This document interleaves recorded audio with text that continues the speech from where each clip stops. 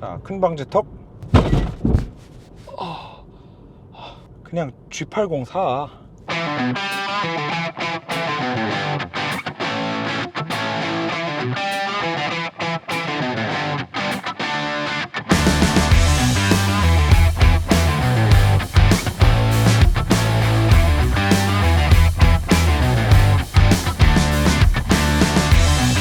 네, 여러분 안녕하세요. 모토라인 윤호입니다. 너무 덥네요. 네. 살찌고 나서 가장 힘든 건 더울 때입니다. 자, 역시 사람은 살을 빼야 되는 것 같아요. 그리고 지금 이렇게 차 두 대를 딱 요 배경에다가 세워놓은 거를 보니까 제가 자동차 리뷰를 처음 시작했던 영상, 그 소나타 풀업과 깡통을 비교하는 영상이 생각이 나서 오랜만에 찾아봤어요. 그때도 차 두 대를 요런 굉장히 초록색의 산을 배경으로 딱 세워놓고 제가 첫 자동차 리뷰 영상을 촬영을 했었는데 그게 벌써 5년 전이더라고요. 진짜 공교롭게도 2019년 5월 9일이더라고. 지금이 2024년 5월 9일이거든요. 네, 일부러 맞춘 게 아니라 진짜 요 배경에 차를 세워놓고 나서 그때 기억이 새록새록 난다 하면서 영상을 오랜만에 찾아보니까 2019년 5월 9일이더라. 정확하게 5년 만에 또 이런 비슷한 배경에 서가지고 인사를 드리게 됐는데 체중은 한 20kg 정도가 불었네요. 그때 제가 59kg 그랬는데 지금 79, 80 왔다 갔다 하니까 역시 사람은 살을 빼야 됩니다. 자, 아무튼 뭐 헛소리는 여기까지만 하고, 자, 볼보 S90 리뷰를 하는데 제네시스 G80을 빼놓을 수가 없겠더라고요. 뭐 이 세그먼트에서 6, 7천만 원대에 살 수 있는 가장 가성비가 좋은 차량이 아닐까라는 생각도 들고, 워낙에 G80 같은 경우에는 이 가격대에 이 이상은 없다 라고 제가 극찬을 아끼지 않아왔던, 그리고 뭐 G80 전동화 같은 경우에는 모토라인 올해의 차로도 뽑았었고, 6기통 모델 같은 경우에는 별로 그렇게 마음에 들어 하진 않지만 2.5 터보 4기통 듀얼 인젝션 사용하는 4기통 엔진이 들어간 모델 같은 경우에는 뭐 처음 나왔을 때도, 그리고 페이스리프트 버전이 나왔을 때도 극찬을 아끼지 않았던 차량들입니다. 자, 그래서 S90 같은 경우에도 지금 한 6, 7천만 원대에 구매가 가능하다 보니까 요 두 대를 딱 세워놓고 여러분들께 제가 지금까지 G80을 칭찬했던 거를 다시 한번 좀 버무려서 얘는 그거 대비해서 어떤 장점과 단점을 가지고 있는지에 대해서 좀 설명을 드리면 좋겠다는 생각이 들었어요. 자, 일단 좀 시작하기에 앞서서 여러분들이 좀 그 볼보의 발작 버튼이 눌리시는 분들이 좀 이런 말 하면 좀 좀 표현이 좀 죄송하기는 합니다만, 진짜로 이거는 볼보의 발작 버튼이라고 밖에는 설명이 안 될 정도로, 그 볼보 중에서도 특히나 S90 얘기만 나오면 야, 그 돈 주고 그거를 왜 사냐, G80이 있는데 이거를 왜 사냐 라는 말씀들을 유난히 좀 많이 하시는 것 같아요. 그래서 제가 커뮤니티에다가 투표를 하나 올렸습니다. G80 2.5 터보 그리고 S90 7천만 원이라면은 뭐 살 거냐 라고 여쭤봤을 때 지금 답변이 7대 3이 깨져서 73% 대 27%예요. 그리고 대충 뭐 베스트 댓글을 좀 읽어보면 솔직히 인터넷에서 흉기차라고 쌍욕 처먹지만 이 가격대 상품성 못 따라감. 인정. 뭐 저 같아도 G80을 사요. 현기도 현기지만 볼보는 4기통 엔진 하나로 전차종 돌려막는 중. 맞는 말이지. 중국 지리 산하 브랜드 전륜 베이스 차에 7천을 태운다고. 네, 뭐 이런 댓글도 있고요. S90이 중국 생산, 보증기간 끝났을 때 볼보의 수리비 폭탄 생각하면 G80이 낫지 않나. S90 실내가 넓어서 G80 구매할 때 1분 고민했었습니다. 그게 벌써 4년 전이네요. 네, 뭐 이런 댓글도 있고, 진짜 온라인상의 여론은 거의 완패입니다. 완패예요. 그리고 당연히 S90보다 G80이 좋지라고 말씀해 주시는 많은 의견들이 꽤 합리적인 의견들입니다. 자, 그리고 그 여론이 반영된 결과가 이 G80의 판매량으로 지금 보여지고 있는 게 아닌가라는 생각이 드는데, 자, 그럼에도 이 볼보 S90은 많은 단점들이 존재하지만 정말 명확한 장점도 존재하는 차거든요. 그리고 그런 볼보의 장점들을 가지고 이 차를 살까 고민하시는 분들을 위해서 이 차가 가지고 있는 제가 느끼는 단점들까지도 한번 좀 명확하게 설명을 드려볼 수 있는 것으로 하겠습니다. 이 두 차량은 뭐 비슷한 사이즈처럼 보일 수 있으나 이 속을 들여다보면 굉장히 큰 차이가 있습니다. 이 차량은 후륜구동 기반의 자동차고요. 이 차량은 전륜 베이스 차량이에요. 그 말은 뭐냐, 이 차량이 후륜구동이라서 가지고 있는 뭐 승차감이나 운동 성능 이런 것들을 다 집어치우고 실내 공간에만 좀 국한해 가지고 생각을 했을 때 이 S90이 전륜 베이스 차량이다 보니까 뒷자리 공간을 뽑는데 좀 더 수월합니다. 왜냐하면 뒤쪽에 들어가는 뭐 디퍼런셜부터 시작해가지고 모든 것들이 G80보다는 조금 더 컴팩트할 수 있거든요. 자, 그런데 여기서 끝나는 게 아니라 볼보 하면 여러분들 뭘 많이 떠올리시죠? 판스프링. 자, 그런데 여러분이 판스프링까지만 아시고 판스프링을 왜 쓰는지에 대해서 잘 모르시는 분들이 있는데, 판스프링을 쓰는 이유는 바로 실내 공간 확보를 위해서입니다. 자, 그래서 뒷자리 공간을 확보하는 데 있어서만큼은 이 S90이 조금 더 나은 피지컬을 가지고 있어요. 거기에다가 휠 베이스까지도 조금 더 길고, 물론 휠 베이스를 무턱대고 막 늘려놓은 다음에 무슨 뭐 후륜 주양도 하나 없고 지금 전륜 베이스다 보니까 전륜구동 차량들의 큰 단점, 이 스티어링 휠이 돌아가는 각도가 후륜구동 차량만큼 크진 않아요. 무슨 말이냐면 회전 반경이 그만큼 넓어진단 말이에요. 그럼 가뜩이나 전륜 베이스 차량이어서 회전 반경이 넓어지는데 휠 베이스는 길어졌지, 뭐 후륜 주양은 없지 하다 보니까 정말 지금 그 악의 회전 반경을 보여준다라는 단점을 가지고 있기는 하지만, 어쨌거나 실내 공간은 압도적으로 넓을 수밖에 없는 피지컬을 가지고 있다는 거, 뒷자리를 한번 좀 타보도록 하겠습니다. 일단 G80을 좀 먼저 보여드릴게요. 자, 일단 앞좌석은 저의 그냥 시트 포지션, 지금 브레이크 페달 정상적으로 밟을 수 있고, 스티어링 휠도 세팅이 되어 있는 이 포지션을 기준으로 뒷자리로 한번 넘어가 볼게요. 자, 요런 느낌이에요. 요런 느낌. 자, 자로도 한번 좀 재보면 앞쪽에다가 대고 약 한 29cm, 28cm 정도 나오고요. 우리가 뭐 흔히 E급 세단에서 볼 수 있는 뒷좌석 레그룸이라고 생각하면 될 것 같아요. 그래서 크게 뭐 좁다거나 답답하다거나라는 느낌은 일단 느껴지는 거는 없고, 자, 이 상태에서 바로 볼보로 넘어가 보겠습니다. 자, 볼보도 일단 운전석 시트 앉았을 때 브레이크 페달 편하게 작동이 되는 상황이고요. 스티어링 휠의 위치도 좋습니다. 자, 이 상태에서 넘어가 볼게요. 자,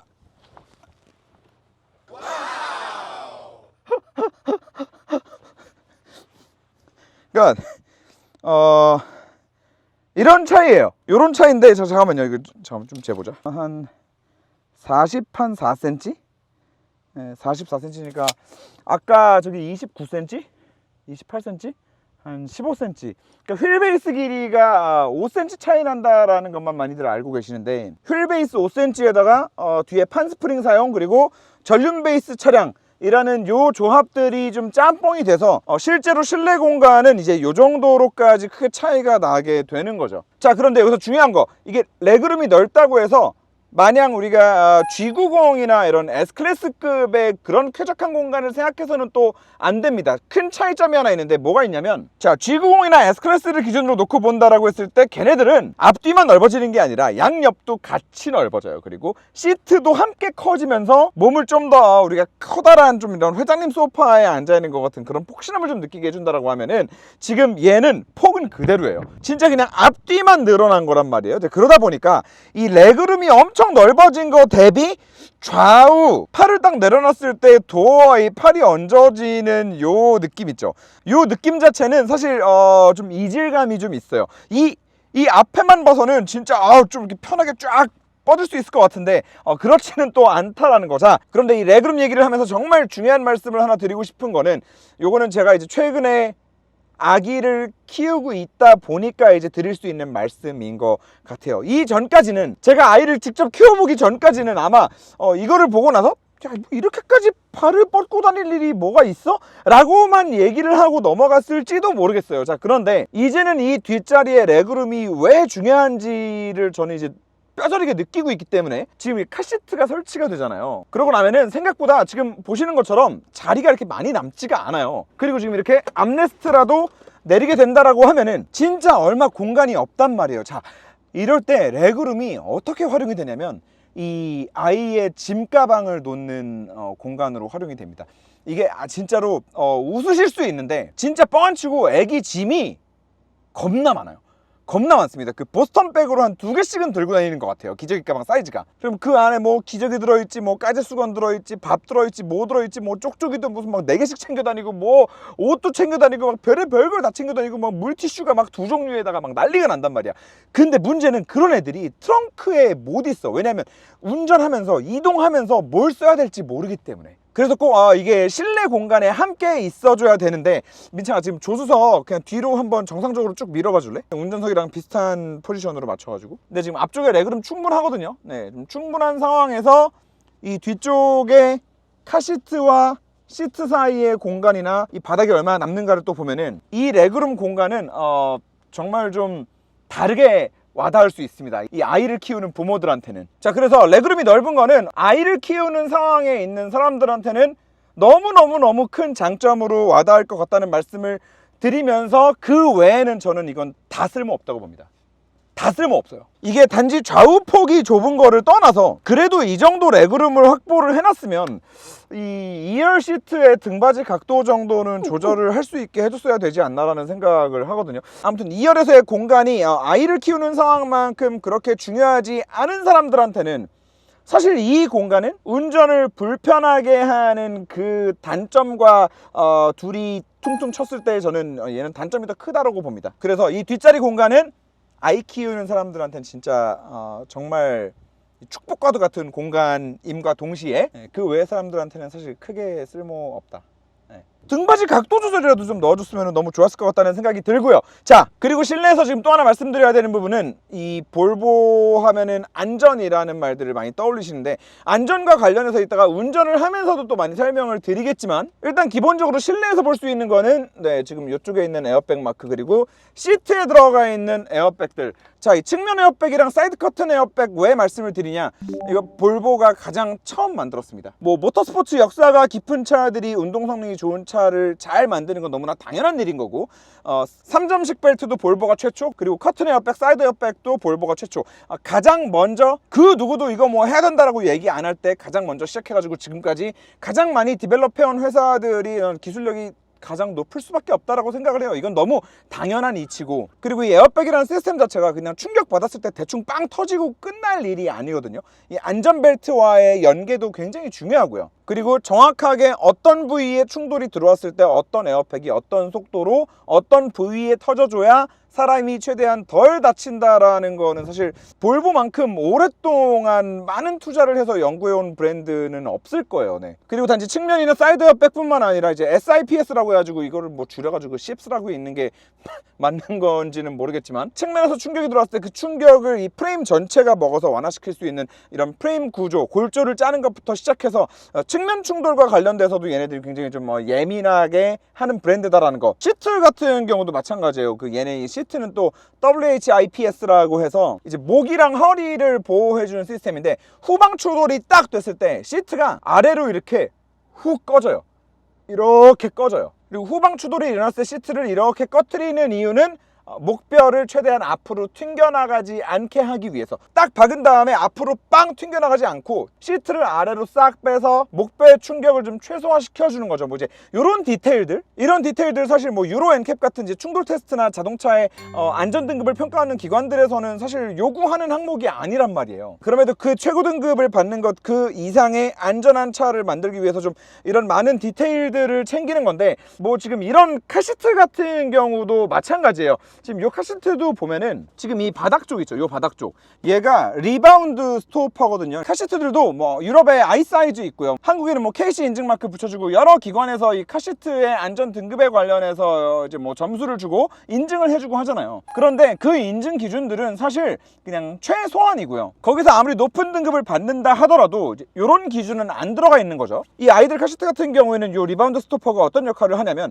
차가 추돌이 일어났다고 생각을 해봐요. 그래서 카시트가 앞으로 한번 확 쏠리겠죠. 문제는 앞쪽으로 한번 제껴졌을 때 저 다리가 힘을 버티고 나서 그 다음에 반대쪽으로 반동이 생긴다면 카시트는 한번 쿵 하고 뒤로 제껴질 수 있겠죠. 이렇게 뒤로 제껴지는 거죠. 그렇기 때문에 그런 상황을 생각해서 이 리바운드 스토퍼도 길이가 얘처럼 이렇게 많이 올라와 있어야 추돌로 인해서 한번 버티고 나서 그 다음에 리바운드 반동이 거꾸로 생기는 것까지 또 막아줄 수 있는 거죠. 얘가 길어야만 위로 확 제껴졌을 때 이렇게 막아지는 거죠. 다리 두께도 얘보다 반만 해도 기본적으로 안전 등급은 다 최고 등급을 받아요. 자, 그런데 그거는 너무 당연한 거고, 그 이상을 생각을 해서 이렇게 지금 더 두꺼운 다리를 만들어 놓는 거죠. 자, 그리고 요즘 베이비 카시트들 이렇게 측면 충돌이 확 들어왔을 때 이쪽에 충격을 흡수해 주기 위한 많은 이제 또 부가 장치들이 붙는데, 이게 이제 아이사이즈 인증을 통과하기 위해서 붙는 거거든요. 그런데 이것도 최고 등급 받은 카시트들을 보면은 그냥 이렇게 짝대기 하나 튀어나와 있는 것들도 있어요. 근데 그런 애들도 아이사이즈 인증 자체는 다 통과를 한단 말이야. 그런데 얘는 지금 그냥 그 인증 마크를 받는 거에서 끝나는 게 아니라 실질적으로 저 충격을 얼마나 잘 흡수시킬 수 있느냐, 그래서 이 안에 들어가는 사용하는 이 소재 자체도 EPP 소재를 사용을 합니다. 오토바이 헬멧에 들어가는 거랑 동일한 소재고, 이 카시트 내부 전체가 다 EPP 소재로 만들어져 있어요. 그런데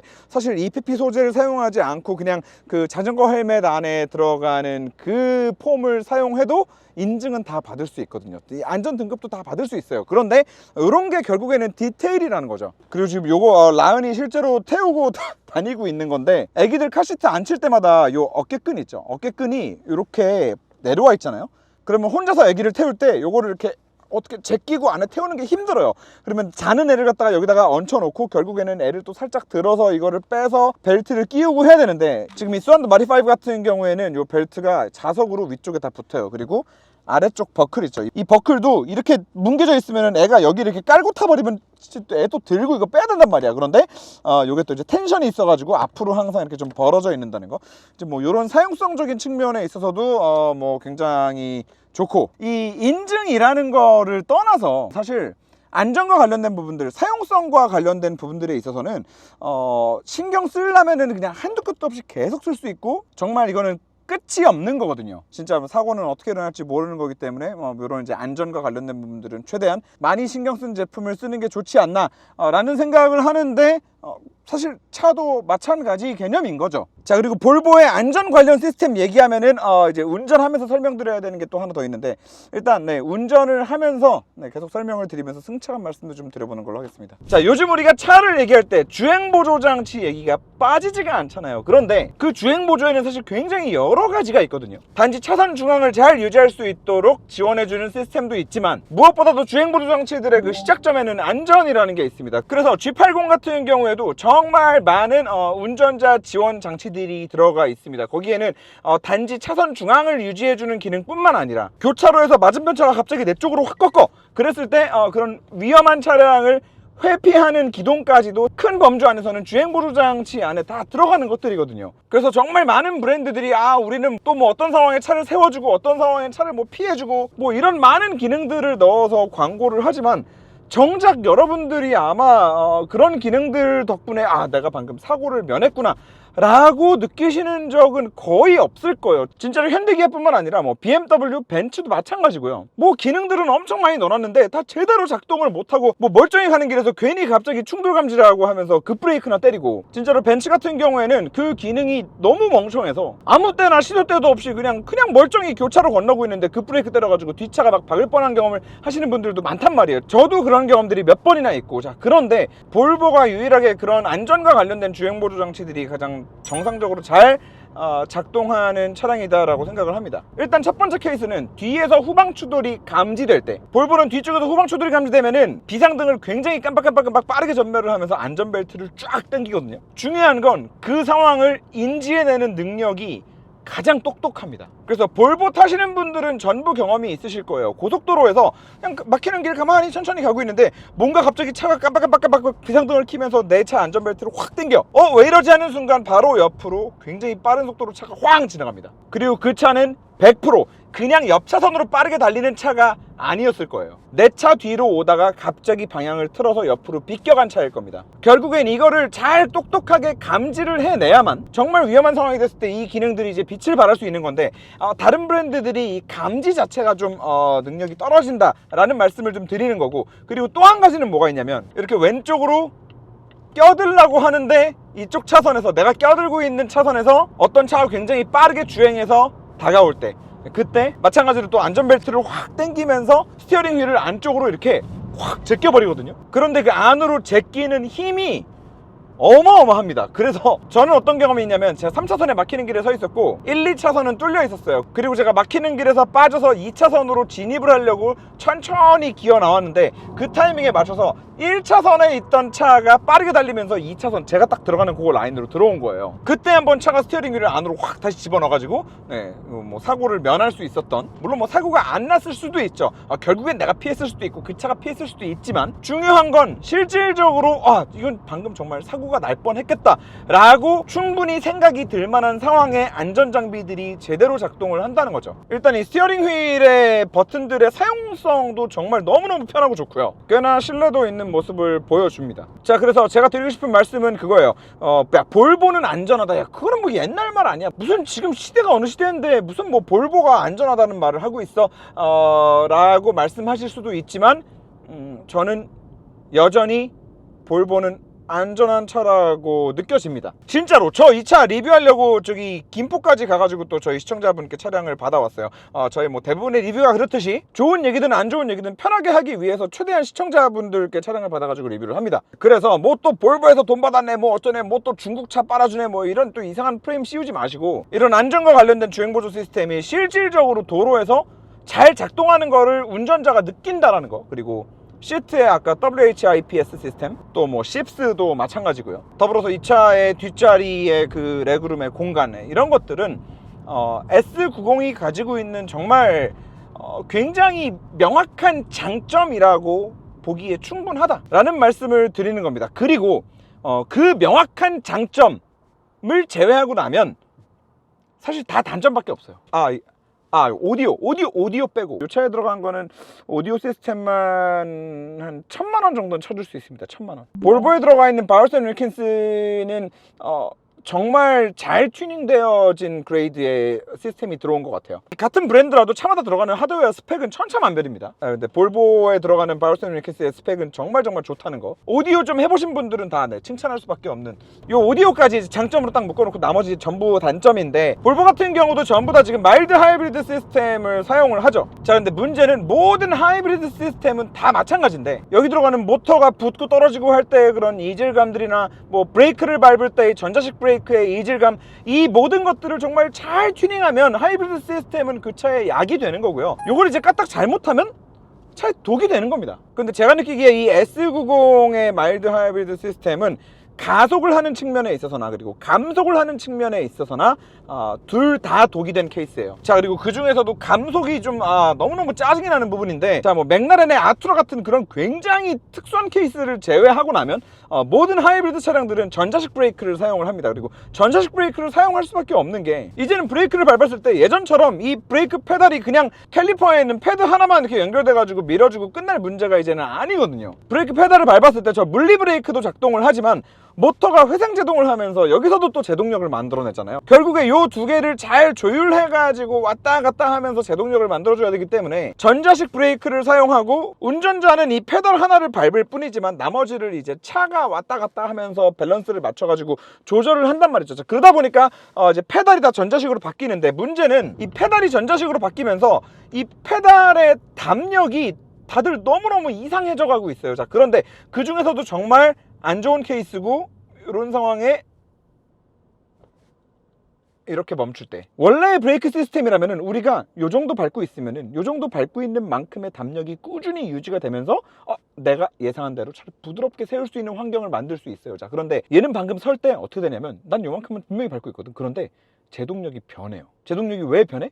물리 브레이크만 잡다가 지가 모터로만도 할 수 있을 것 같으니까 모터로만도 했다가, 혹은 모터까지 같이 제동력을 만들어주고 있다가 거의 끝단에 와서는 모터 가지고 제동력을 못 만들 것 같으니까 모터를 갑자기 확 빼버리는 거야. 그럼 어떻게 되겠어요? 모터랑 브레이크랑 함께 만들고 있던 제동력에서 갑자기 모터의 제동력만큼이 확 빠져버리니까 갑자기 차가 앞으로 살짝 밀린다라고 생각을 하고 운전자는 브레이크를 살짝 더 밟게 되겠죠. 자, 그런데 더 밟게 됐을 때 이 페달에서 느껴지는 요 담력 또한, 이 브레이크 페달 자체가 굉장히 좀 그 낭창낭창한 느낌을 가지고 있어서 미세한 부드러운 컨트롤이 힘든 거죠. 그래서 그냥 뭐 요 정도 상황에서 요런 감속할 때까지는 괜찮아요. 그냥 고속에서 쭉 감속할 땐 괜찮은데, 완전 저속 상황에서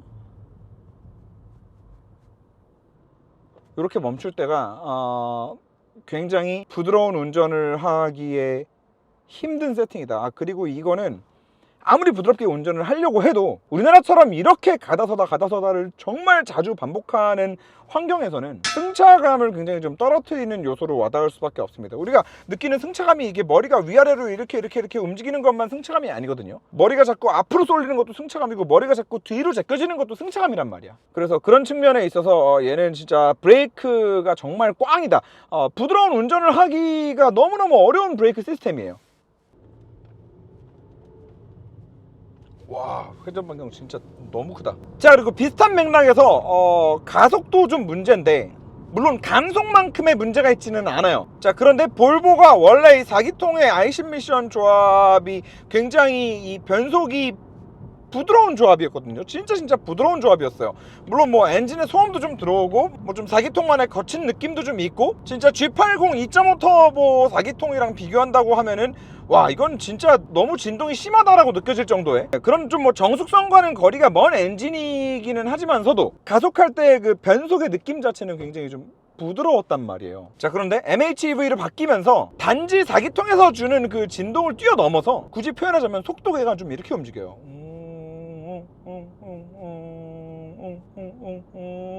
오히려 MHEV가 되면서 변속에 뭔가 좀 이상한 게 좀 꼈어요. 그러니까 변속이 되더라도 속도가 그냥 지금 이렇게 그냥 부드럽게 쭉 올라가면 되는데 중간에 뭔가 모르는 그 이상한 한 템포 두 템포가 끼어든 느낌이에요, 변속이 일어날 때. 그리고 요거는 뭐 모터가 붙었다 떨어질 때 이질감인지 도대체 뭔진 모르겠지만 분명한 건 마일드 하이브리드 차들이 이런 느낌을 만들지는 않거든요. 일반적이지 않은 느낌이라는 거죠. 그리고 지금 이렇게 이제 위아래로 들어오는 승차감도 말씀을 안 드릴 수가 없는데 사실 G80이랑 가장 크게 좀 비교할 수 있는 포인트가 아닌가라는 생각이 들고, 위아래로 들어오는 승차감 면에 있어서도 사실 요 급에서 제가 항상 말씀드리지만 방지턱을 넘을 때의 승차감, 잔요철을 걸러내주는 능력은 5시리즈, E클래스, G80을 다 놓고 비교를 한다 하더라도 G80이 제일 좋아요. 물론 저기 1억 넘어가는 에어매틱 들어간 E클래스나 뭐 에어스프링 들어간 5시리즈가 오지 않고서는 단지 코일 스프링만 이용해가지고 만들어내는 승차감 중에서는 G80이 압도적으로 좋단 말이에요. 그런데 그러다 보니까 유독 차이가 좀 더 심하게 느껴지기는 합니다만, 방지턱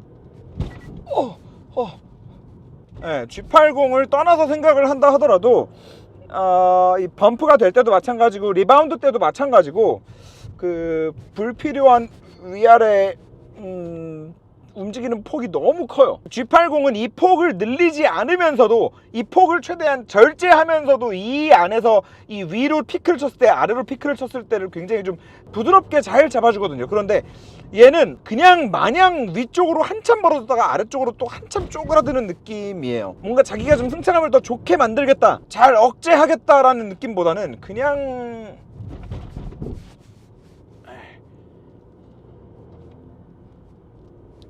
밑도 끝도 없이 펴졌다가 밑도 끝도 없이 쪼그라들었다 가는, 그러다 보니까 똑같은 방지턱을 넘는다고 쳤을 때 G80은 이렇게 위아래로 요만큼 움직일 거를 얘는 이만큼 움직이는 느낌인 거죠. 사실 볼보 브랜드의 다른 차종들을 많이 시승을 하는데 어찌 보면 승차감이 좀 가장 좋아야 하는 모델은 이 녀석인데 오히려 거꾸로 승차감이 얘가 제일 좀 떨어지는 느낌 아닌가라는 생각이 좀 들고, S60이 차라리 더 저는 승차감이 좋았었고 XC60, XC90도 얘보다 승차감이 더 좋았었고, 살짝 좀 의외입니다. 그래서 난 승차감 예민하다, 잔진동 많이 들어오는 거 나는 6, 7천만 원 주고 차 사는데 잔진동이 많이 들어온 차는 나는 용납이 안 돼 라고 하시면은 걸러야 되는 게 맞아요. 고속주행에서의 안정감도 G80이 한 수 위입니다. 이 스티어링 휠의 느낌만큼은 S90이 좀 더 좋은 느낌이기는 한데 훨씬 더 좀 직관적이고 피드백도 잘 들어오고 리스폰스도 좋아요. 그래서 스티어링 휠의 느낌만큼은 S90이 좋지만 뭐 여러 가지 면에 있어서 이 전체적인 차의 거동에서부터 느껴지는 안정감은 또 G80이 더 좋다는 느낌이고, 진짜 장점과 단점이 이렇게까지 딱 극명하게 나뉠 수 있는 차가 또 있을까라는 생각이 계속 들어요. 그래서 정리하면 저 같은 경우에는 뭐 뒷자리 공간 넓은 것도 좋지만 저는 승차감이 너무너무 중요한 사람이에요. 그렇기 때문에 저는 여전히 당연히 G80을 선택할 겁니다. 그럼에도 인터넷에서 볼보와 관련된 얘기가 나왔을 때 밑도 끝도 없이 이 좋은 브랜드, 또 이 안전과 관련돼서 진짜 한우물을 지금까지 파온 이 브랜드를 밑도 끝도 없이 뭐 저 중국차 아니냐라고 폄하하는 거는 또 저는 없었으면 좋겠어요. 그리고 약간 이거는 볼보도 그렇고 저 아까 설명드린 소안도 카시트도 그렇고 그냥 그쪽 나라들은 자동차뿐만 아니라 여러 가지 면에 있어서 이 안전과 관련된 것들은 진짜 많이 좀 선진화되어 있다라는 사례들이 많이 보이는 것 같아요. 대표적으로 이제 로터리 같은 것들을 사용하는 것도 그렇죠. 신호고 뭐고 다 필요 없고 그냥 과속을 팔 수가 없는 도로 환경을 만들어 버렸잖아. 우리나라처럼 3050 카메라 덕지덕지 해봤자 그 카메라 있는 구간에서만 속도 줄이면 그만이거든요. 근데 이제 구간별로 계속해서 로터리가 나와버리면 사실 속도를 낼래야 낼 수가 없거든. 그런데 이제 그런 로터리를 도심에 적극적으로 좀 배치를 하는 거죠. 그래서 좀 안전한 환경을 만들기도 하고, 길에 다니는 애기들 안전조끼 뭐 의무화하고, 자전거 헬멧 의무화하고, 애기들 노는 놀이터만 보더라도 몇 미터 이상 놀이기구는 다 철망 펜스가 다 법적으로 의무화되어 있더라고요. 아이들 혹시라도 추락해가지고 다치면 안 되니까. 우리나라 같은 경우에는 저기 막 3층 막 한 6m, 7m 되는 그런 놀이터에 있는 놀이기구들도 그냥 위에 막 빵빵 뚫려 있잖아요. 대낮에도 헤드라이트 전부 켜고 다니는 문화부터 시작해서 되게 많은 것들이 이제 안전과 관련돼서라면은 그쪽 나라들은 원래부터 많이 좀 발달해왔던 거 아닌가.